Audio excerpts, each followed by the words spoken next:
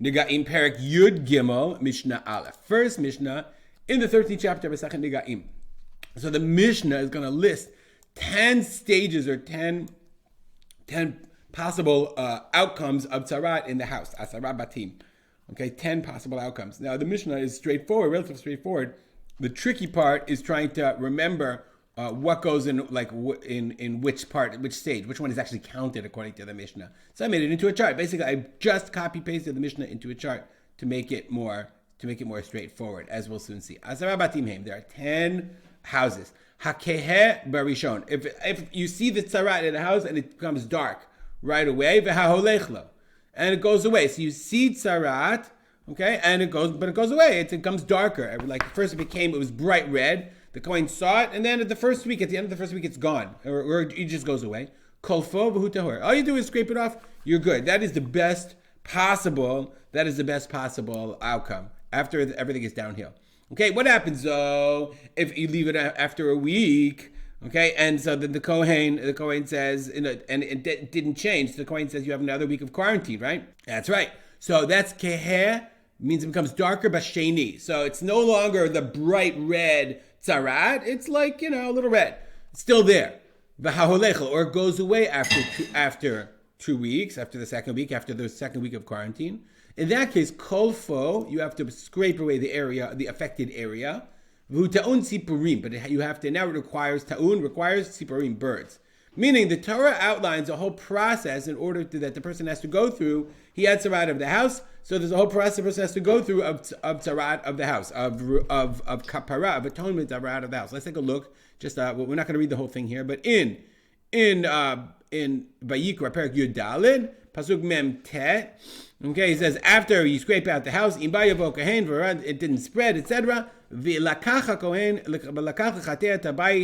have to, in order to purify the house, shtei tzipurim ve'etz erez ushni tolat ve'ezov. You take 2 birds and an erez branch, a cedar branch, and shni tolat and hyssop ve'ezov. Shni tolat is silk, I think. I don't remember, whatever. And ezov is a piece of red string, and ezov and hyssop. And you slaughter the birds. There's a whole process. You can look it up in Vayikra Perek Yudal. Though that's ta'un shtei tzipurim. These are the 2 birds that are required.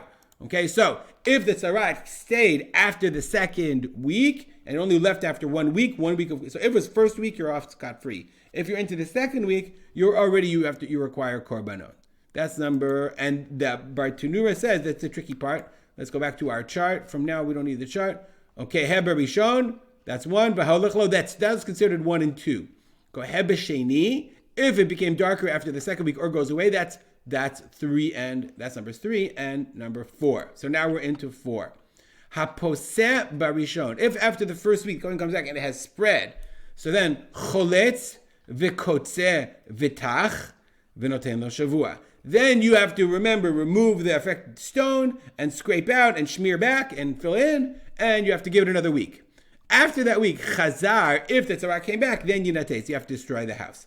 Lo chazar, if the tzaraat didn't come back, then ta'un sipurim. So if the tzaraat spread, you removed it and it came back, house gone. If the house doesn't come back, then the tzaraat didn't come back, but you still have to bring your korbanot anyway.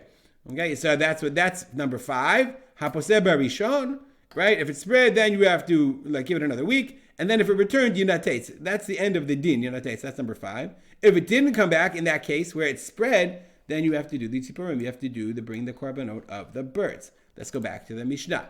Next case, amad barishon. So if after the first week it stayed normal, it was still, so the Kohen's like, okay, another week of quarantine. Ufasaba sheni, and then the second week it spread. Then after the second week, choletz v'kotzeh v'tach, you have to scrape it out and clean it out. V'noten lo shavua, and another week, you're into the third week.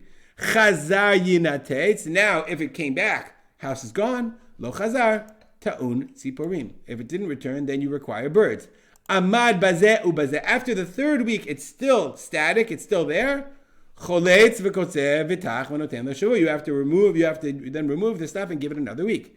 Chazar yinatetz. If it returns, you have to destroy the house. Lo chazar, and if it didn't return, then ta'un tzipurim. Then you have to do the birds. So that's amad b'ishon pasab b'sheni. That's number 7. then you have to, if it returns, then you have to destroy. If it returns after the second week, after you scrape it out, you have to destroy the house. If it didn't require the birds, that's 8. And then after week number 2, and you're into week number 3, again you have to remove it. If chazar yinatetz, we have to put that yinatetz over there. We'll move him down a little bit. Lo chazar, if it didn't return after the 3rd week, lucky you still have to do the tziporim. The Mishnah concludes and says, Im ad shelo tiaro b'tziporim nir'alo nega. So now, if the nega returns, okay, before you brought the birds, meaning, right, you like lo chazar to on tziporim, for whatever stage, we had a bunch of them, lo chazar to on tziporim.